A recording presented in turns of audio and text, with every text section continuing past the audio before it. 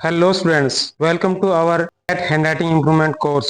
Hand writing improvement से जुड़ी सबसे पहले जरूरी बातों का ध्यान रखेंगे कि जब भी आप हैंड राइटिंग इम्प्रूवमेंट कर रहे हो तो सबसे पहले आपको जो 4 लाइन्स की नोटबुक होती है इंग्लिश के लिए उसको यूज में लेने हैं कि लेटर्स को कैसे बनाते हैं, स्मॉल लेटर्स को कैसे लिखते हैं, कैपिटल लेटर को कैसे लिखते हैं, कैसे उनको आपस में अटैचमेंट करते हैं, कौन से बेस लाइन से अटैचमेंट होने वाले हमारे लेटर्स है, कौन सी मिडिल लाइन से अटैचमेंट होने वाले हमारे लेटर्स है। जैसे आपको टीचर्स ने अभी तक सिखाया है, ए से लेके आपको जेड तक सिखाया है, लेकिन इस कोर्स में हम ऐसे नहीं सिखाएंगे। इसमें हम रैंडम जो वर्ड है एक दूसरे के साथ सिमिलरिटी है उनकी, उन लेटर्स को हमें सिखाएंगे। सबसे पहले जैसे हम सी से बनने वाले लेटर्स कौन कौन से हैं, एल से बनने वाले लेटर कौन कौन से हैं, ऐसे जिन लेटर में सिमिलरिटी है उनको सबसे पहले हम सिखाएंगे। इनके अलावा जब भी आप हैंड राइटिंग इंप्रूवमेंट कर रहे हो पहले आपको 4 लाइन्स की नोट यूज में लेनी है कि आपकी हैंड राइटिंग अच्छे से इंप्रूवमेंट हो पाएगी। यहाँ हम हैंड राइटिंग से जुड़ी आपकी बहुत सारी समस्याओं को सोल्व करेंगे। हैंड राइटिंग से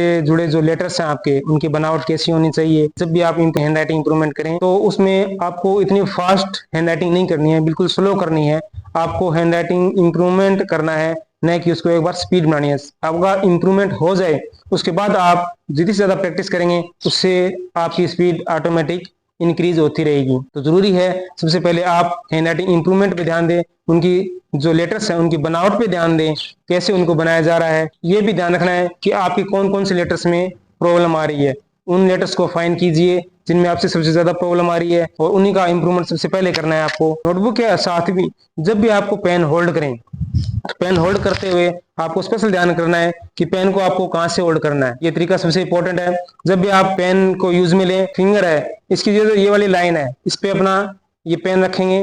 पेन रखने के बाद इसको ऐसे करेंगे और उसके बाद ये अंगूठा इसके साथ ऐसे पकड़ेंगे। इसको आपका राइट हैंड है, राइट हैंड को फिर इसको बिल्कुल सामने ऐसे आप इसको पकड़ेंगे। तो ये आपकी जैसे आप पेन को होल्ड करेंगे तो ये सही सिचुएशन आपकी। लिखने में स्पेशल आपको ध्यान रखने वाली बात होती है कि जब भी आप लिखो अपनी नोटबुक में तो सबसे पहले आपको ये ध्यान रखना है कि पेन को ऐसे ज्यादा तिरछा नहीं करना है और ज्यादा ऐसे खड़ा भी नहीं करना है। बिल्कुल नॉर्मल आपकी फिंगर्स में दर्द ना हो, ज्यादा टाइट भी नहीं पकड़ना और ज्यादा लूज भी नहीं पकड़ना। ज्यादा टाइट पकड़ने से भी आपकी हैंड राइटिंग इंप्रूवमेंट नहीं पाती और ज्यादा लूज हम पकड़ेंगे तो उससे भी आपकी हैंड राइटिंग इंप्रूवमेंट नहीं हो पाती। होल्ड करने के लिए आपको जैसे ऐसे ज्यादा ऐसे ऊपर भी नहीं रखना है और ज्यादा ऐसे नीचे भी नहीं रखना है, क्योंकि जो पेन होती है पेन के आगे ये बॉल लगी हुई होती है। अगर हम ज्यादा ऐसे तिरछा करेंगे तो ये बॉल हमारा अच्छे से नहीं लिख पाएगी। थोड़ा इसको ऊपर रखना है, ज्यादा ऊपर भी नहीं रखना।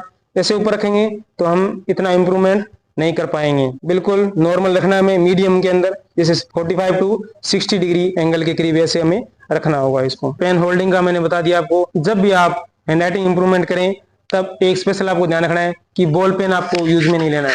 जब जहां तक हो सके तो आप पेंसिल यूज में लीजिए। अगर पेंसिल आप यूज में नहीं ले रहे हो तो जेल पेन यूज में लीजिए, जेल पेन यूज में ले सकते हो। इसके अलावा नॉर्मली बॉल पेन से हम जब लिखते हैं वो बहुत ज्यादा चिकना होता है, चिकना होता है इससे इंप्रूवमेंट नहीं हो पाता हमारा, इसलिए आप जेल पेन यूज में लीजिए।